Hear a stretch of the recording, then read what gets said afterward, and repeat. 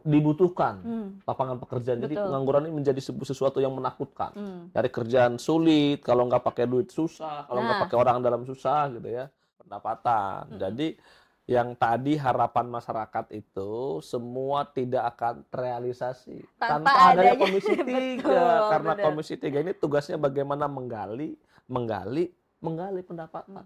Maka kita diwajibkan tuh 4% dari PAD untuk mensupport penganggaran pendanaan makan siang gratis. Gratis. Berikutnya adalah menggali potensi pajak baru. Tapi sama aja. Ini dia. Kira-kira ada gak sih potensi pajak baru? Ada. Cuman Apa? masalah. Pokoknya semua kita yang sekarang sudah UPT-UPTD penghasil itu kita dorong semua untuk meningkatkan. Saya bilang meningkatkannya 100 sampai 200%. Bagaimana caranya? Tolong kreatif. Luar biasa. Nah, tapi ke depan, tapi ini butuh pendalaman. Tidak selesai satu.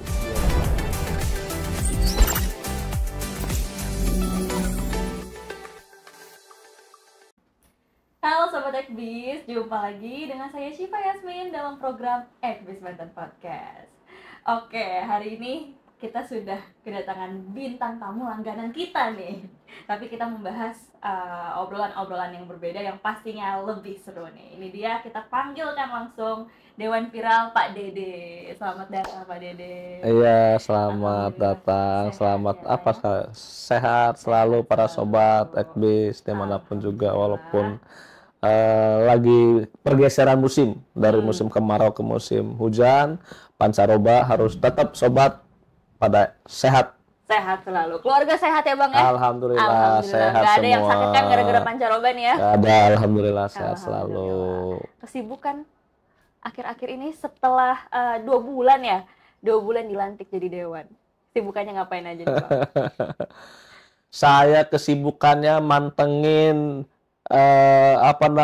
berita-berita, informasi-informasi dari Ekbis. Wih, luar biasa. Pagi, siang, sore, malam. Iya, pagi, siang, sore, malam mantengin. Sehari 3 kali. Oh, udah kayak minum obat. Iya, makanya sehat. Jadi sehat nih, mantengin Sehat, berita mulu. betul.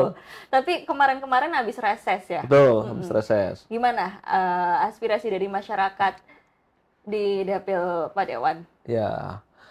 Aspirasi masyarakat makin kesini makin meningkat terus. Oh, makin meningkat. Makin menggila. Makin menggilanya kenapa nih? Apa yang bikin gila nih? Jadi akhirnya kita gila nih.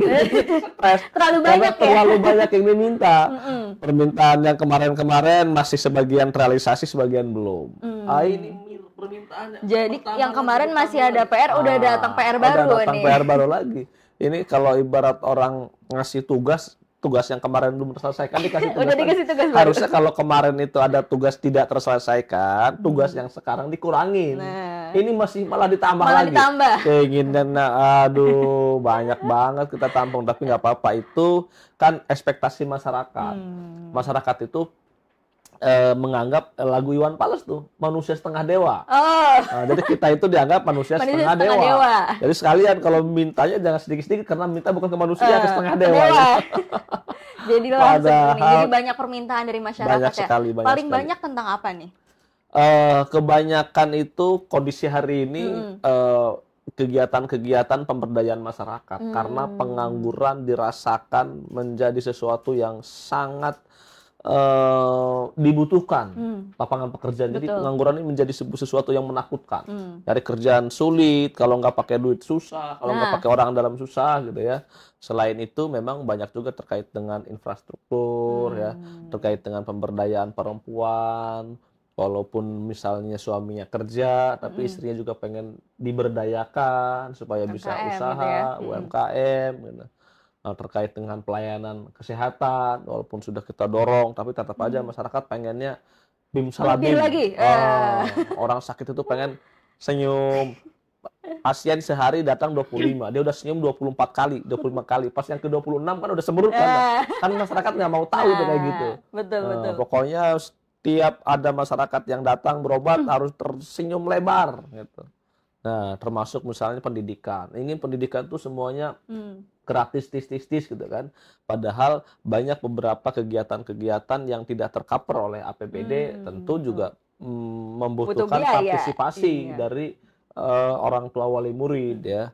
Belum lagi sekolah swasta yang memang baru hanya dibantu melalui BOS ya, atau BOSDA, tapi kegiatan bangunan, kegiatan guru dan lain sebagainya kan belum tercover. Nah, ini memang banyak nih PR-nya ya. Sebenarnya masih banyak PR-PR lama ya. PR-PR lama yang sebenarnya PR-PR yang tidak terselesaikan karena keterbatasan anggaran, keterbatasan waktu, keterbatasan kewenangan. Nah itu masyarakat kan nggak mau tahu. Sini urusannya harus selesai. Mau urusannya kabupaten, mau kota, mau provinsi, mau pusat, pokoknya kita ngusulin itu harus ada. Itu. Yang penting ngomongnya ke dewan. Ya, ngomongnya ke dewan ada. Makanya akhirnya kita kalau yang dewan yang sudah lama ya, kita mau reses itu sebenarnya jadi was-was. Untuk awal-awal kan pertama jadi dewan reses enak nih, ketemu sama masyarakat senang kita kan gitu. Lama-lama waduh reses lagi dah. Wah, nanti yang kemarin aja belum beres gitu ya. Ini udah ada yang baru lagi udah ada nih. yang baru lagi nih. Aduh, pasti kita jadi bingung lah ini mau pasang muka kayak gimana lagi gitu nih gitu. Mau ngomong apa lagi nih? Karena kan nggak bisa langsung bim salabim. Tapi alhamdulillah itu menjadi motivasi. Kemarin saya kan diminta untuk membacakan ya reses Dapil Banten 2. Ada sekitar 780-an usulan. Wow. Se-Kota Cilegon, Kota Serang sama Kabupaten Serang. Itu angka yang luar biasa. Kalau dirupiahkan itu satu APBD 1 tahun itu. Masya Allah. Sedangkan kan kita nggak bisa satu APBD 1 tahun hanya untuk Dapil Banten 1. Belum lagi ada mitra-mitra yang lain kan nggak mungkin. Tapi ya itulah harapan masyarakat. Artinya masyarakat itu sangat menaruh harapan besar. Maka wahai siapapun yang jadi anggota dewan, ingat di bawah itu banyak sekali harapan masyarakat yang menggantungkan kepada kerja-kerja nyata kita. Betul. Maka janganlah berleha-leha, jangan terlena. Harusnya pagi, siang, sore itu harus memikirkan apa keinginan masyarakat, apa aspirasi masyarakat. Nah, supaya dapat informasi yang aktual, jangan lupa sobat, pantengin tuh informasi dari Ekbis. Mantap, cocok. Iklannya pinter banget nih Pak Dewan nih. Aduh, mantap. Saya nggak salah kan, sering diundang dari langsung. Mantap nih. Pak Dewan sekarang di Komisi 3 ya? Komisi 3. Berarti membawahi keuangan dan aset daerah. Iya, pendapatan. Jadi yang tadi harapan masyarakat itu semua tidak akan terrealisasi tanpa adanya Komisi 3. Karena Komisi 3 ini tugasnya bagaimana menggali pendapatan. Nah, misalnya sekarang ada pilkada, semua kepala daerah menjanjikan pembangunan, menjanjikan kesejahteraan. Bullshit. Pembangunan, kesejahteraan kalau tidak ada dananya. Dananya dari mana tuh? Nah, sekarang tugasnya kita menggali dana. Gimana pandangan Pak Dewan terkait PAD di Provinsi Banten? Gimana untuk optimalisasi di tahun 2025? Betul. Jadi gini sih Pak, perlu diketahui oleh masyarakat nih sobat Ekbis ya, bahwa tahun depan itu kita ada option pajak, ada pengurangan pajak yang harus dibagi langsung kepada kabupaten kota.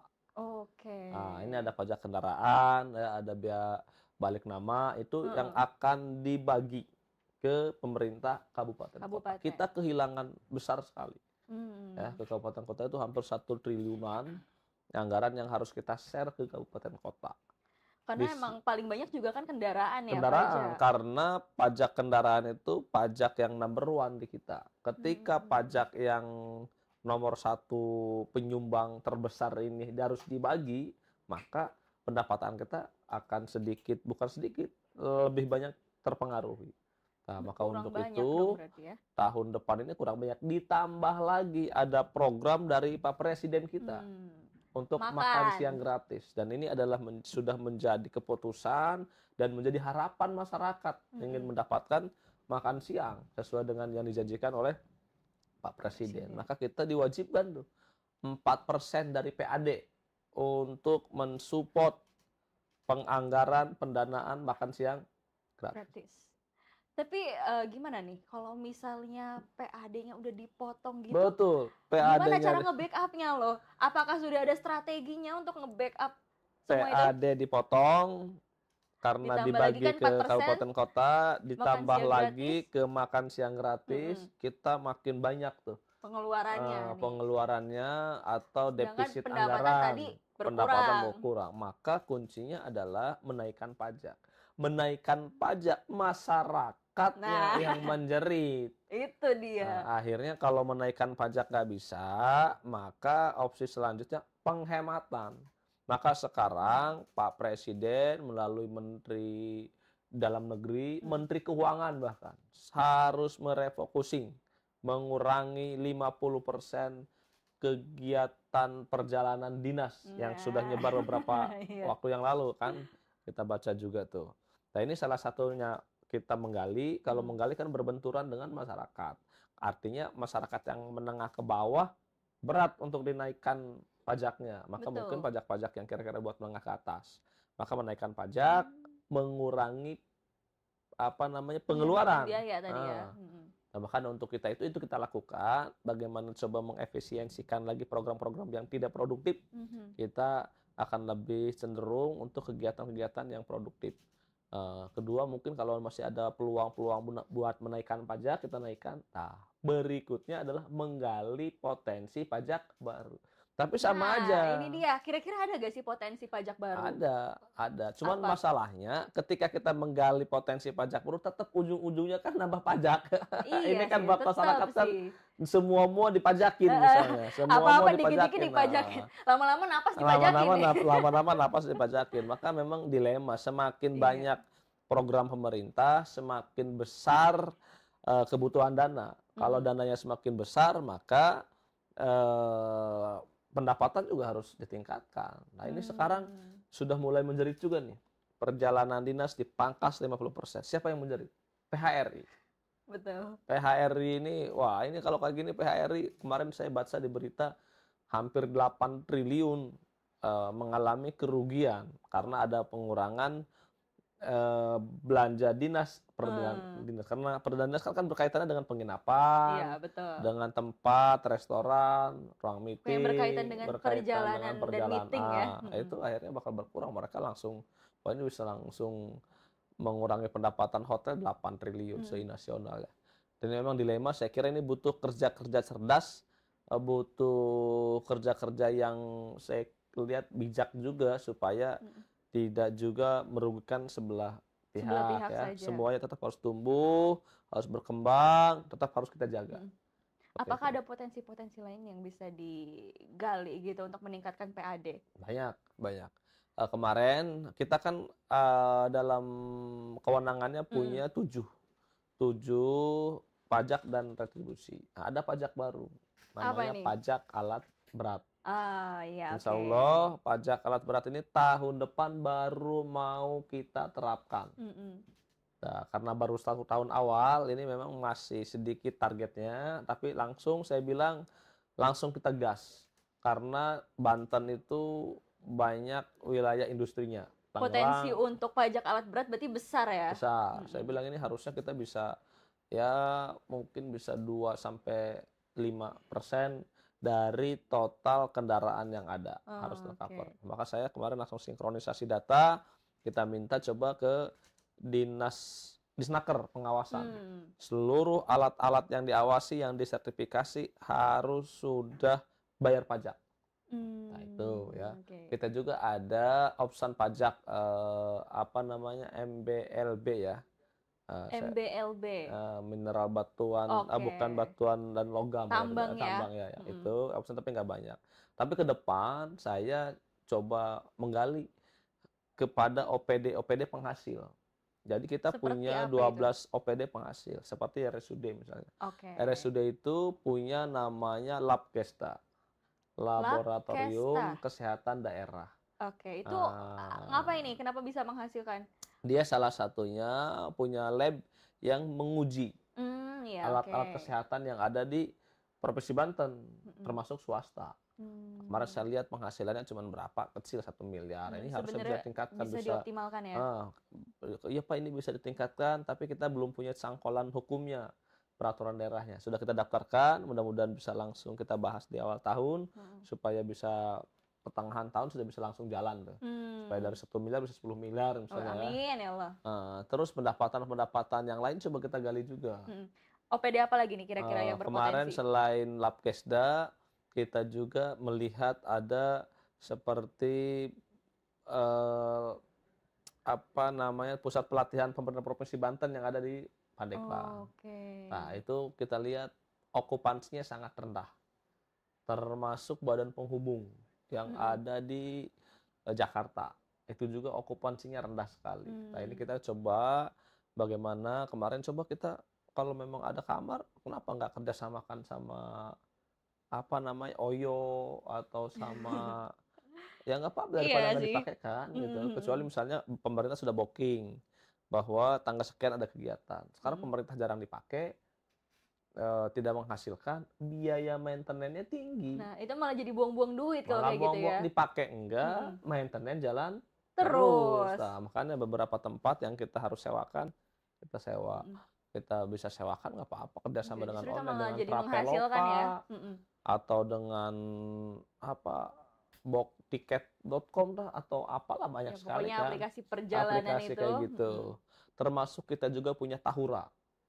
Karena hutan rakyat yang ada di Pandeglang berbatasan masuk juga ke wilayah Serang, kita dorong di sana menjadi seperti taman mini atau kebun wisata berarti wisata, kebun binatang lah seperti kayak gitu.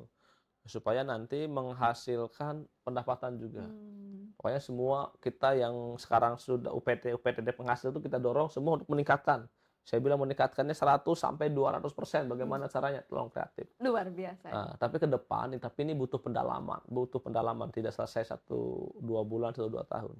Ada menurut saya objek pajak yang perlu kita dalami. Pertama adalah di Banten itu banyak pembangkit listrik tenaga uap PLTU. Mulai dari Labuan, Cilegon, Serang, Tangerang. Bahkan konon ceritanya yang menyebabkan polusi di Jakarta itu adalah polusi dari cerobong asap PLTU, bukan dari kendaraan. Informasinya tuh. Nah, artinya kan banyak pembangkit listrik yang menghasilkan listrik se-Jawa itu, Jawa dan Bali itu diproduksi di Banten. Nah, mereka itu semuanya menggunakan air laut. Nah, kita pengen dalami bagaimana supaya kita bisa mempajaki penggunaan air laut untuk pendingin turbin. Pembangkit listrik tenaga uap ini kan tidak ramah lingkungan. Maka kita harus mentransformasi diri jangka panjang kepada energi terbarukan. Energi terbarukan itu butuh biaya besar. Nah, maksud saya, ya ini di produksi listrik yang murah ini, menggunakan batu bara kan murah meriah. Maksud saya nggak apa-apa karena murah meriah, kita pajakin lagi air laut untuk menambah pendapatan negara, pendapatan daerah. Daerahnya punya duit, nanti daerah sebagiannya kita investasikan untuk investasi energi baru terbarukan. Karena pembangkit listrik yang sekarang tenaga uap batu bara itu dari fosil tuh pasti lama-lama akan habis. Bahkan kemarin sudah ada wacana mau tutup suntik mati. Pernah dengar nggak ada suntik mati PLTU Suralaya mau disuntik mati karena sudah tidak ramah lingkungan. Nah, maksud saya ini yang tidak ramah ini nggak apa-apa, tapi dia dibebankan lebih besar lagi. Bukan hanya pajak, tambahin lagi. Pajak apa? Pajak air. Penggunaan air gitu ya, air laut. Nah, selain itu saya punya gagasan juga kemarin di Banten banyak sekali pelabuhan. Khususnya pelabuhan curah terbesar itu ada di Banten. KBS, Krakatau Bandar Samudra, dan Pelindo. Belum lagi TUKS banyak banget. Nah, kita ingin coba bagaimana menggali potensi itu. Karena kewenangan pemerintah provinsi 0 sampai 12 mil. Artinya itu ada di kewenangan kita. Bagaimana itu bisa menghasilkan uang. Besar loh sebenarnya itu potensinya ya. Nah, makanya kemarin teman-teman coba kita belajar lagi nih katanya ke Kepulauan Riau karena sempat diwacanakan di sana ingin minta retribusi dari labuh jangkar.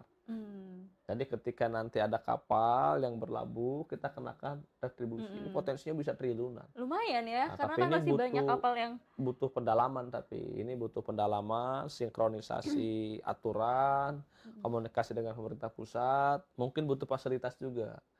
Fasilitas penunjang supaya namanya retribusi berarti kan ada sesuatu timbal balik yang manfaat yang dirasakan langsung oleh pembayar. Nah, ini yang lagi kita coba pikirkan. Kalau itu bisa dilakukan, nah ini kita bisa nambah hampir 50% dari PAD yang ada. Kalau itu ya dua tadi, minimal pajak air laut, tambah lagi sama retribusi labu jangkar, itu bisa naik 50% PAD kita. Besar Cuman itu sebetulnya. butuh pendalaman. Pasti Tapi ya. nggak Jadi apa-apa, nggak minimal bisa kan langsung simsalabim ya. tuh, tapi minimal kan gagasannya sudah ada, semangatnya sudah ada gitu. Bagaimana meningkatkan pendapatan daerah di sektor lain, bukan hanya yang Itu sekarang. aja. Kalau itu aja udah Kendaraan kan. kalau itu aja udah susah. Kendaraan ditambah, jalan makin rusak, jalan makin macet, masalah makin banyak itu. Itu dia. Jadi harus menggali potensi-potensi lainnya gitu ya Pak Dewan. Tapi kira-kira ada lagi nggak strategi untuk menggali potensi baru untuk mendongkrak PAD kita? Kalau untuk mendongkrak PAD bisa, artinya mengoptimalisasikan potensi yang ada. Potensi yang ada sih Pak belum maksimal. Masih banyak orang yang nunggak pajak. Pajak kendaraan misalnya. Ada yang sampai di atas 5 tahun orang nggak bayar pajak. Benar. Wow. Ada yang sampai 10 tahun dia mungkin bayar sekali doang, berikutnya nggak bayar. Nah, ini kan menjadi sebuah tantangan buat Bapenda bagaimana supaya kesadaran masyarakat untuk membayar pajak itu meningkat. Makanya kemarin kita coba diskusi, coba bisa nggak? Jadi kayak sekarang mau bikin SIM harus punya BPJS. Nah, sekarang kalau dia mau beli motor baru, beli mobil baru, harus lunas pajak dulu. Nah, gimana dia beli motor baru, beli tapi rumah, tapi ternyata kendaraan yang ada di rumahnya belum bayar, itu satu. Nah, coba kita optimalkan. Kedua, saya kemarin diskusi juga sama Dinas Perizinan, bisa nggak saya bilang, Dinas Perizinan itu mengidentifikasi ketika ada perusahaan, ada perorangan ngurus izin, teridentifikasi kalau dia masih punya tunggakan pajak. Maka kalau dia punya tunggakan pajak, nanti langsung perizinannya teridentifikasi dan ternotifikasi. Tidak bisa di-approve kalau dia belum melunasi tunggakan pajaknya. Nah, ini dalam rangka tadi, memang kita ingin masyarakat sadar pajak. Tapi kan kesadaran itu sulit. Nah, maka sambil kita menumbuhkan kesadaran, sambil kita membangun sistem, sehingga ruang gerak buat masyarakat yang tidak taat pajak makin sempit. Akhirnya orang terpaksalah dia bayar pajak. Walaupun masih terpaksa ya. Memang pajak itu sifatnya memaksa sih Pak ya. Yang sifatnya memaksa karena itu adalah iuran wajib warga negara kepada pemerintah, jadi memang harus dipaksa. Gitu. Jadilah tadi dipersempit semua. Dipersempit. Pergerakan orang-orang yang susah, mau kesini susah. Iya, nanti kalau perlu nanti mau bayar nih kita kerjasama sama toko emas misalnya. Kalau orang mau beli emas misalnya, kalau masih punya utang pajak misalnya. Nah, ibu-ibu juga pasti ngeraung-raung nih kalau udah nyampe kayak gitu. Iya, jadi harusnya biar orang berpikir, wah saya ini punya hutang pajak, jadi dahulukan bayar pajak. Kenapa? Karena pajak itu penting untuk pembangunan. Nah, makanya kita juga pemerintah ini harus lebih transparan lagi. Harus lebih pro rakyat lagi supaya kepercayaan masyarakat terhadap pemerintah meningkat. Kalau masyarakat tingkat kepercayaannya meningkat, nah mereka kan bayar pajak juga. Ya, males kayak itu. Nah, gitu. Kalau misalnya nggak percaya kan orang bayar pajak juga percuma, nanti juga ujung-ujungnya dikorupsi atau segala macam gitu ya. Nah, itu mungkin yang banyak itu makanya berada di masyarakat. Ya, ini akan harus jadi tantangan kita harus lebih transparan, harus lebih pro rakyat supaya masyarakat lebih percaya lagi. Kalau masyarakat sudah percaya terhadap pemerintah, terhadap pengelolaan uang pajaknya, mudah-mudahan kepercayaan masyarakat terhadap pajak makin meningkat, akhirnya sadar mereka bayar pajak. Nah, itu sih cakep. Nah, kayak gitu. Oke nih Pak Dewan nih, karena kita dari penghujung waktu nih Pak Dewan. Gimana harapan Pak Dewan untuk Banten ke depannya? Ya. Khususnya untuk PAD Banten ke depannya gimana nih? Saya sudah mengkalkulasikan ya bahwa Banten itu bisa sejahtera kalau PAD kita bisa 30 triliun. Ya, minimalnya 20 triliun. Itu bisa sejahtera, bisa lebih maju. Tapi kan dengan PAD seperti itu, kita berarti harus mengungut pajak lebih besar. Kalau mengungut pajak lebih besar, berarti perekonomian masyarakat di Banten harus makin tumbuh berkembang, pertumbuhan ekonomi. Nah, mungkin ini akan tercapai mudah-mudahan di 5 atau 10 tahun ke depan PAD meningkat, maka kesejahteraan meningkat. Maka untuk itu saya berpesan ke masyarakat dimanapun berada bahwa bayar pajak itu untuk membangun Banten, ya. Dan ini adalah menjadi sebuah bukti kalau kita itu mendukung bahwa kita itu mencintai Banten, ya. Jangan sampai beli kendaraan mampu, beli emas mampu, beli aset-aset yang lain mampu, tapi mau bayar pajak malah nunggak, malah nggak mau bayar pajak. Ingat, pajak itu bukan hanya membangun infrastruktur, tapi membantu juga saudara-saudara kita, masyarakat kita yang kurang mampu. Nah, ini adalah bagian dari Gotong sharing, royong ya. gotong royong Betul. sih Pak, gitu ya. Buat sobat Ekbis dimanapun berada, yuk kita bayar pajak dan insya Allah pendapatan kita tahun depan makin meningkat. Amin. Kita doakan juga pertumbuhan ekonomi juga meningkat dan kesejahteraan masyarakat, pelayanan masyarakat, infrastruktur juga terus meningkat. Demikian. Amin ya rabbal alamin. Terima kasih banyak Pak Dewan atas Sama-sama, waktunya. Sipa. Ya semoga nanti kita bisa ketemu lagi nih ngobrol-ngobrol dengan topik yang berbeda yang pastinya makin seru nih. Oke, saya Syifa Yasmin pamit undur diri dan sampai jumpa.